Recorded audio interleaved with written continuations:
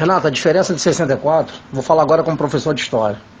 A diferença de 64 é o seguinte, que Lincoln Gordon, embaixador norte-americano, estava a serviço de John F. Kennedy, em 1959. Ele já tinha notificado os militares que Fulgêncio Batista, depois que Fidel deu golpe de Estado em Cuba, eram dois comunistas, Fulgêncio Batista e Fidel Castro. Aí começou a Revolução Cubana. Então, os ideais de Fidel, aliado com Ernesto Che Guevara, que era argentino, aquele vagabundo, eles colocaram em prática as ideias de tomar o Brasil e fazer do Brasil sede do comunismo em toda a América Latina. Então a CIA, através de Lincoln Gordon, já estava monitorando Cuba, Argentina, Colômbia, Venezuela e Bolívia. E a própria China. Na realidade, eles falam que a Guerra Fria começou na década de 80. Pelo contrário, a Guerra Fria já existia bem antes da questão aeroespacial. Na questão de Yuri Gagarin, não foi nem Gagarin, entendeu? O primeiro piloto que foi colocado no foguete que explodiu antes de subir foi Vladimir Komarov. Vladimir Komarov. Então, quer dizer, Lincoln Gordon já notificou para Kennedy que eles queriam fazer do Brasil sede do comunismo em toda a América Latina. Então isso estourou, foi na Guerra do Vietnã. Então os militares brasileiros não esperaram ter greve ali, greve aqui, greve acolá, não. Teve a Marcha para a Família com Deus, se unindo à Igreja Evangélica, à Igreja Católica, muitos chefes de família, muitas mulheres foram para as ruas pedindo intervenção militar. E outra coisa, Castelo não esperou passar 6 dias e 24 horas. Castelo tirou o pino da granada, meu chapa, e acendeu o estopim de pólvora e fechou o Congresso Federal por tempo indeterminado.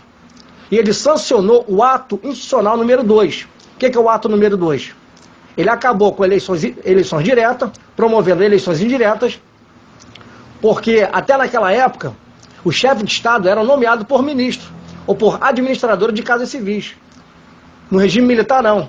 Quem elegeram administradores, diferentes. O ato número 2 resolve isso aí. E caçando políticos corruptos e comunistas. E mais na frente, Emílio Garrastazu Médici, que foi comandante da AMAN, Academia Militar das Agulhas Negras, junto com Arthur da Costa e Silva, eles sancionaram o ato número 5, que já era para matar políticos comunistas e traidores das Forças Armadas Comunistas, no caso de Capitão Lamarca. Que ele treinava guerrilheiros no êxodo rural, no campo, no interior, e principalmente participou daquela guerrilha no Araguaia. Então a diferença dos militares de 64 é que eles foram mais safos. Agora de hoje, comprado pelo governo federal, Eduardo Vilas Boas, Nivaldo Rossato, da Força Aérea, Eduardo Barcelar Leal, da Marinha, ambos foram nomeados na gestão Dilma e Lula, indicados por Fernando Henrique.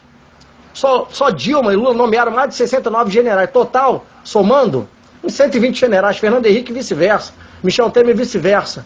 As diretas já foram sancionadas por Fernando Henrique Cardoso, ele era senador federal naquela época. E outra coisa, ele era guerrilheiro no Chile, estudou serviço de inteligência no Chile, no Uruguai, depois ele foi para a França, e mais ainda.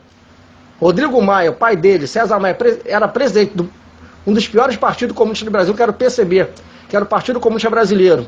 Fez serviço de inteligência no Chile, é discípulo de Fernando Henrique, que é chamado homem da máfia do comunismo. Então, quer dizer, a estratégia dos comunistas, quando vieram do exílio, quando veio essa praga dessa anistia, em 64 era o contrário, os comunistas queriam tirar o quê?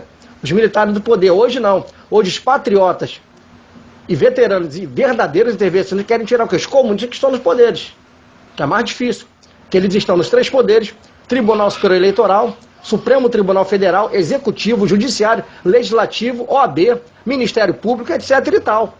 Espalhado entre estados.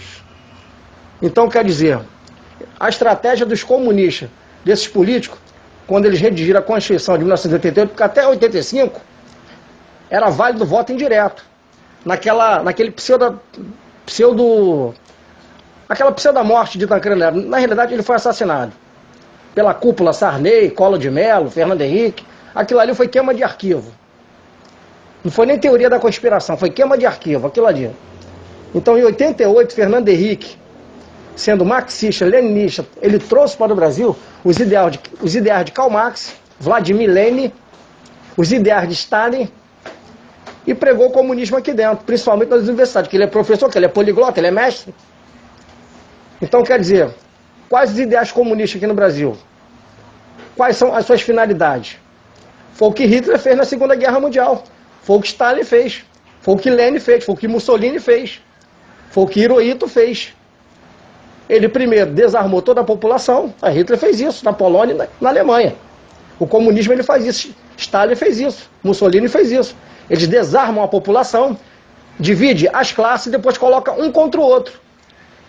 E eles tornam a classe refém e dependente, literalmente, do Estado.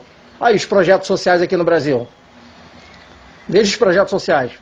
Bolsa Família, auxílio vagabundo, auxílio moradia, auxílio reclusão, auxílio narcótico. Quer dizer, o cidadão idiota, demente de classe, dependente literalmente do Estado. Então Castelo não pensou duas vezes, meu filho. Castelo tirou o pino da granada, acendeu o estopim de pólvora e colocou a casa em ordem. Infelizmente, Lula, quando funda o PT em 1980, Fernando Henrique, o PSDB, e ele coloca o PMDB e o MDB na mão de Michel Temer, porque Michel Temer come na mão de Fernando Henrique, aí começou essa praga. No regime militar, a caderneta dava mais de 40%. Hoje não gera nem 1%. Nós temos o maior produto interno do mundo, o maior PIB mundial, Machado. Entendeu? Nós temos semente para dar e vender. Veja quanta roubalheira. E outra coisa, foi decretado também o holocausto financeiro, o caos econômico mundial. Quer dizer, o que está faltando agora? Eu torço para isso. Isso pode acontecer. Tudo pode acontecer de uma forma iminente. Os americanos colocarem tropa de Ciro, Ranger e Delta aqui dentro. E colocando as forças armadas desse governo maldito de saia justa. É isso que eu torço para acontecer. Entendeu?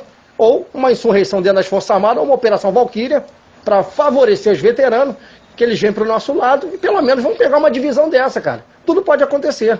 Eu lamento que os caminhoneiros não tiveram força, porque a própria mídia safada, tendenciosa, podre, a Globocha, a Rede Esgoto, a Globo Lixo, entendeu? Infiltrou dentro desses movimentos.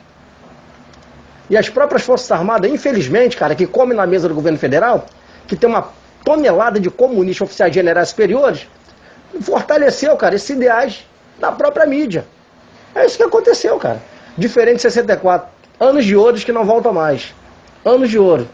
Interessante. 5 homens, saudoso Marechal Humberto de Alencar Castelo Branco, Emílio Garrastazu Médici, Arthur da Costa e Silva, Ernesto Beckman Geisel, João Baptista Figueiredo e seus auxiliares de peso, General Newton Cruz, que ele já está com a idade bem avançada, e o saudoso exterminador de comunista, matador de político, Coronel Ustra.